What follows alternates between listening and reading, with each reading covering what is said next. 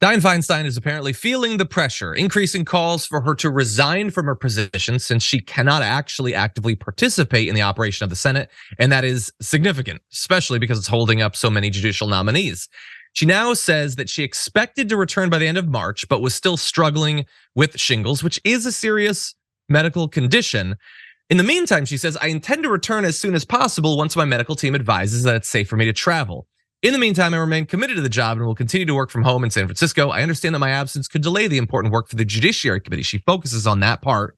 So I've asked Leader Schumer to ask the Senate to allow another Democratic senator to temporarily serve until I'm able to resume my committee work. And a spokesperson for the Senate Majority Leader, Chuck Schumer, said that he would ask the Senate next week to temporarily replace Feinstein on the committee. Now, that might seem at first blush to be a solution to the problem. At least that specific problem of the judicial nominees being caught up in committee. It isn't the solution to the problem of her not being able to participate in the dozens and dozens of votes that she's already missed, obviously. But it isn't actually necessarily the lock solution that it might seem to be. I want to turn now to Khanna, who was one of the few who was in elected office pushing for Feinstein to step down. He called for her before she put out that statement saying it's time for Senator Feinstein to resign. We need to put the country ahead of personal loyalty.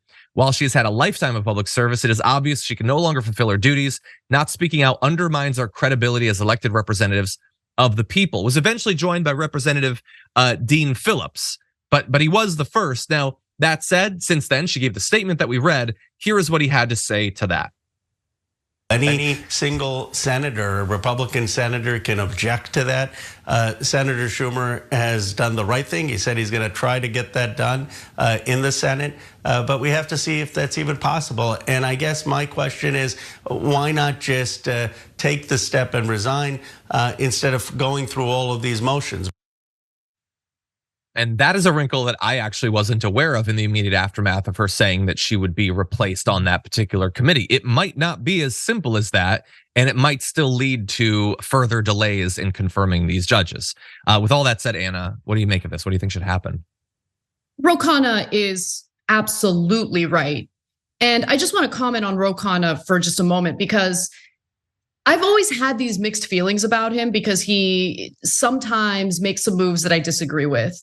However, he has been one of the few Democratic members of Congress who is willing to say and do things regardless of how controversial or bold it might seem to people who happen to vote Democrat. So I really respect that about him, because he was willing to say what needs to be said about Dianne Feinstein. And he's absolutely right in that, look, loyalty, I think, to some degree is important, right? Because you want to build a broad coalition. You want to make sure that you're all working together to accomplish something. Having small differences basically ruin relationships, I think, has been pretty disastrous for the left overall. However, when that loyalty starts to become a liability for the American people, which I believe is the case with Dianne Feinstein and her declining mental health, you need to say what needs to be said. And what Representative Khanna said there was absolutely correct. And what continues to befuddle me, John, is that Feinstein seems to continue like she's just not receptive to this message, and I don't understand it. I think that it's just knee-jerk opposition to being told what to do. I think that I get it. Like a representative who's been in office for a day and a half believes that they are the hottest S in the world. So imagine a senator who's been there for 325 years. They believe that they are the most important, grandest, wisest person ever. How dare you plebes tell them when it's time to finally call it a day? I think that it's just opposition. They don't want to leave. They don't want to leave. It's honestly, I have to bring it back to the WWE. It's like Vince McMahon, dude, you need to move on. Your era has passed, but they just hold on. Yeah, they do. And it's been difficult for her staffers because, look, Alzheimer's is such a serious condition and it's heartbreaking. And while I disagree with a lot of what she did in her career, I will admit that my heart breaks for her, and I hate that she's going through this and going through it in such a public way. But it's also incredibly difficult for her staffers because when you're going through that condition and you forget things or you have moments where you're confused, typically you lash out. That's very common with people who are suffering from Alzheimer's. And so it's just not fair to anyone. It's not fair to the constituents who supported her. It's not fair to California, where she's a United States senator. Yeah. And it's, exactly. And so she needs to put the best interests of everyone else before her weird ego trip here. Or does she? Maybe it's not about mental health. Maybe it's not about missing these votes. Maybe it's not about holding up the judges being confirmed. Maybe it's about something else. Representative Nancy Pelosi said, it's interesting to me. I don't know what political agendas are at work going after Senator Feinstein in that way. I've never seen them go after a man who was sick in the Senate in that way.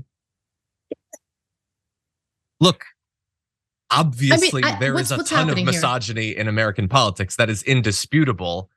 First of all, I am so sick. Let me know. I'm going to jump in. I'm sorry. I'm going to interrupt you. I'm going to jump in because this has been so frustrating on so many different levels. Stop weaponizing identity to get what you want. That is exactly what the Democratic Party keeps doing day in and day out, and it makes me sick. Okay, this is not about sexism. This is not about gender discrimination. This is about a United States senator, one of only about 100, right? Not only about, but of 100, who has a tremendous amount of power. She is suffering from Alzheimer's. Are you really going to try to make a BS argument about how this is sexism? Step aside, please. I just can't stand this. Come on. Yeah. Also, are like how many people are actively saying, "Hey, Biden, maybe it's time to go hang out with the grandkids"? Like, there is definitely sexism in American politics. That doesn't mean everything is sexism in American politics. Mitch McConnell needs to go do get a hobby, man. Like there are some people. Anyway, yes, I agree. Well, we'll see. The pressure remains. Ro Khanna still wants her to step down. We'll see if more people jump in. For more political news, breakdowns, interviews, stories of activism, and me trying my hardest to care about the occasional big celebrity news story, subscribe to our YouTube channel at youtube.com/The Damage Report. And you can ring the bell wherever it is so you don't miss anything.